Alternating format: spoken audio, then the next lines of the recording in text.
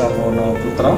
Saya adalah alumni dari program studi pendidikan sosiologi antropologi FKIP-UNS tahun masuk angkatan 2007, dan alhamdulillah hari ini sampai dengan insya Allah ke depan bekerja di SMA Batik 1 Surakarta di bawah naungan Yayasan Pendidikan Batik ya.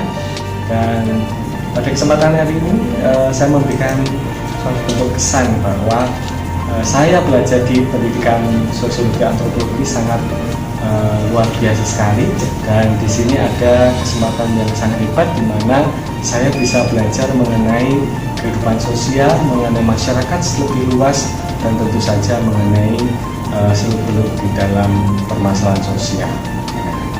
Oleh sebab itu, mari silahkan bergabung bersama kami di program studi pendidikan sosiologi.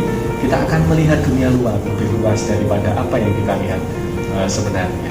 Dan semoga mahasiswa-mahasiswa yang sedang menempuh studi agar lebih serius dan cepat lulus, agar bisa mengabdi kepada negara, membanggakan orang tua, dan tentu saja berguna bagi nusa dan bangsa.